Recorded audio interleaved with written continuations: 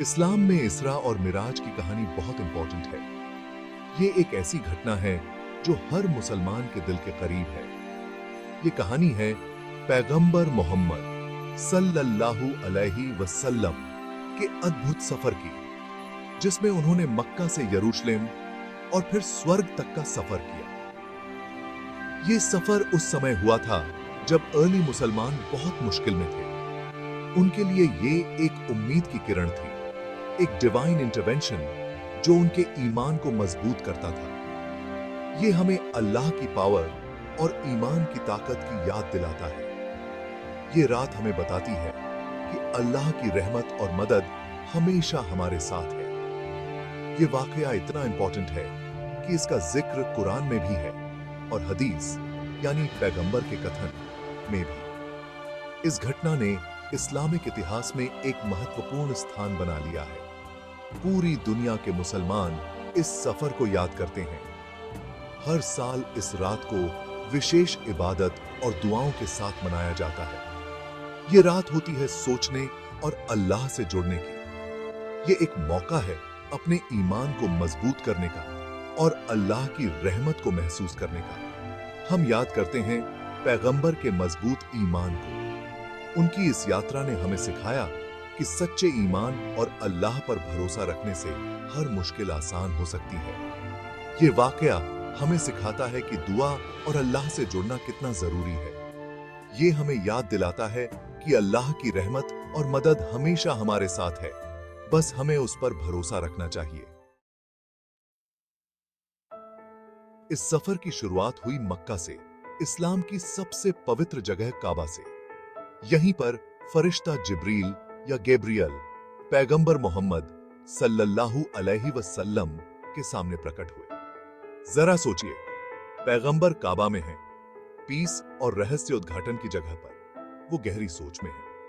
फरिश्ता जिब्रील आए एक खूबसूरत सफेद घोड़े पर, जिसका नाम था बुराक। बुराक कोई आम जानवर नहीं था।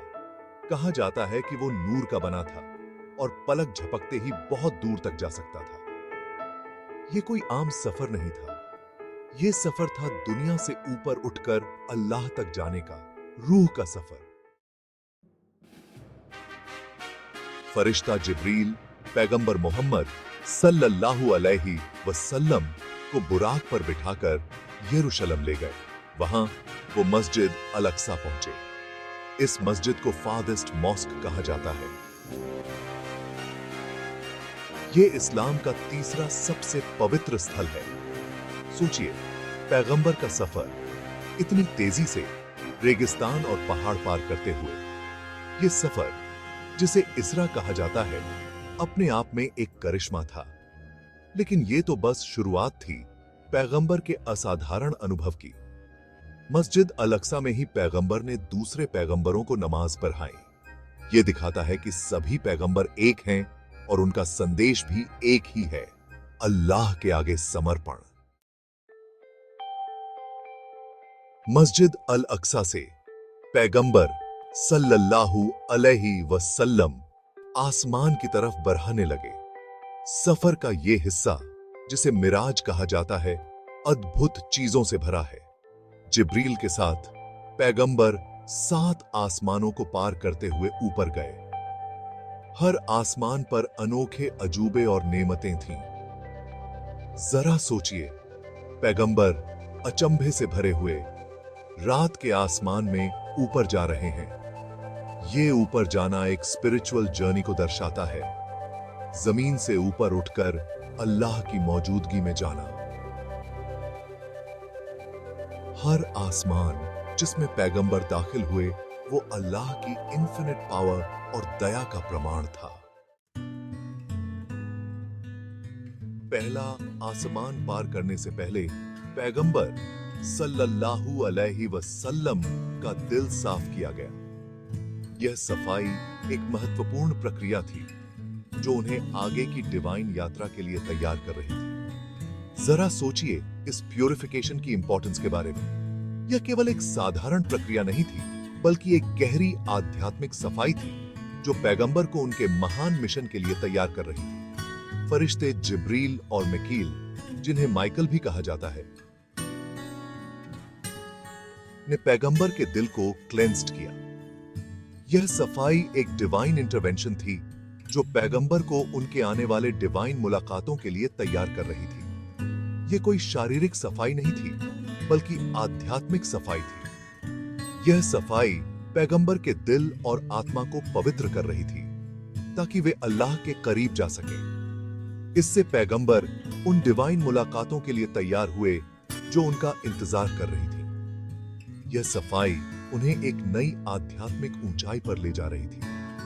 यह प्यूरिफिकेशन हमें याद दिलाता है कि अपने दिल को साफ रखना, दुआ के लिए और अल्लाह के करीब जाने के लिए तैयार रहना कितना जरूरी है।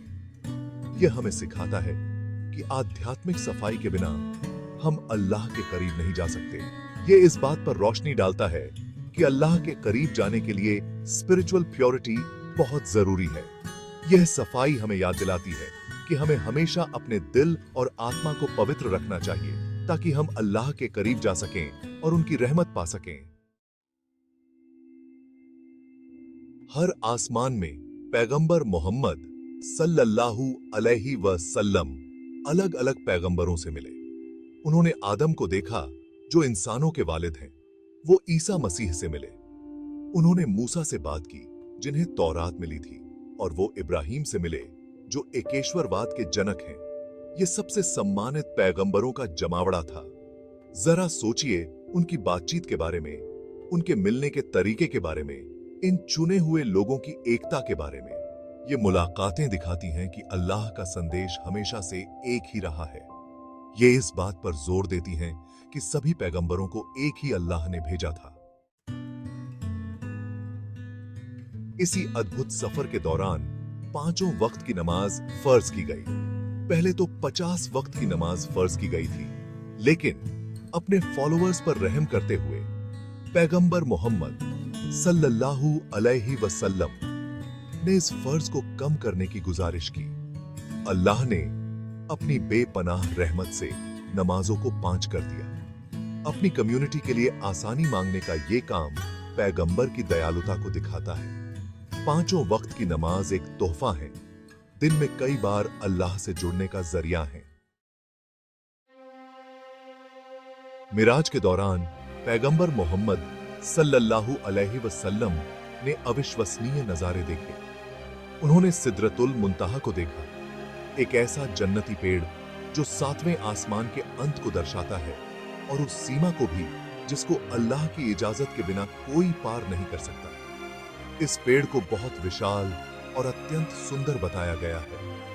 ये मुलाकातें सिर्फ हैरान करने के लिए नहीं थी, ये पैगंबर के दिल में अल्लाह की बनाई हुई दुनिया की ग्रेटनेस और मैजेस्टी को बिठाने के लिए थी। ये हमारे लिए एक याद दिलाते हैं कि हमारी समझ से परे भी कितने अजूबे हैं। इस अविश्वसनीय सफर के बाद पैगंबर सल्लल्लाहु अलैहि वसल्लम मक्का वापस लौट आए। वो लौटे तो उनके दिल में ईमान भरा हुआ था और उनके पास उम्मीद का पैगाम था। उनका अनुभव हालांकि कुछ लोगों को अविश्वसनीय लगा, लेकिन अर्ली मुसलमानों के ईमान को और मजबूत कर दिया। उन्हें बहुत परसिक्यूशन का सामना करना पड़ता रहा था। पैगंबर के सफर ने उनके ईमान को और मजबूत किया और उन्हें ताकत दी। इसरा और मिराज उनके लिए कंफर्ट और प्रेरणा का सोर्स बन गए। इसने उन्हें याद दिलाया कि अल्लाह हमेशा उनके साथ है, चाहे वो कितनी भी मुश्किल में क्यों ना हो। इसरा और मिराज की कहानी सिर्फ एक हिस्टोरिकल इवेंट नहीं है, यह एक ऐसा वाकया है जो मुसलमानों के दिलों में गहराई से बसा हुआ है। यह मुसलमानों के लिए एक टाइमलेस रिमाइंडर है। यह हमें याद दिलाता है कि अल्लाह की रहमत और करम कभी खत्म नहीं होते। यह हमें दुआ की ताकत और अल्लाह से जुड़ने की इंपॉर्टेंस के बारे में सिखाती है। इस रात की बरकतें हमें हर मुश्किल घड़ी में हिम्मत देती हैं। यह हमें पैगंबर सल्लल्लाहु अलैहि वसल्लम के अटूट ईमान और अल्लाह के दूत के रूप में उनके दर्जे की याद दिलाती है। उनकी स्टेडफास्टनेस और अनवेवरिंग फेथ हमारे लिए एक मिसाल है। दुनिया भर के मुसलमान हर साल इसरा और मिराज की रात को याद करते हैं। यह रात हमें एकजुट करती है और हमारी कम्युनल बॉन्ड को मजबूत करती है। हम इस अविश्वसनीय सफर को याद करते हैं। इस सफर हमें अल्लाह की असीम शक्ति और करिश्मों की याद दिलाता है। हम इसके स्पिरिचुअल महत्व पर विचार करते हैं। यह रात हमें इंट्रोस्पेक्शन और सेल्फ रिफ्लेक्शन का मौका देती है। यह ज्यादा इबादत, दुआ और चिंतन का समय होता है। इस रात की इबादतें हमें अल्लाह के और करीब लाती हैं। इसरा और मिराज की कहानी आज भी मुसलमानों को इंस्पायर करती है। यह हमें हमारे फेथ और बिलीफ्स को रिन्यू करने का मौका देती है। यह हमारे ईमान को मजबूत करती है। यह हमें याद दिलाती है कि अल्लाह की रहमत और करम से कुछ भी मुमकिन है। यह हमें याद दिलाती है कि जब हम अल्लाह की मर्जी के आगे समर्पण करते हैं तो हमारे लिए क्या क्या मुमकिन हो सकता है। यह रात हमें होप और इंस्पिरेशन देती है और हमें हमारे फेथ में और भी मजबूत बनाती है।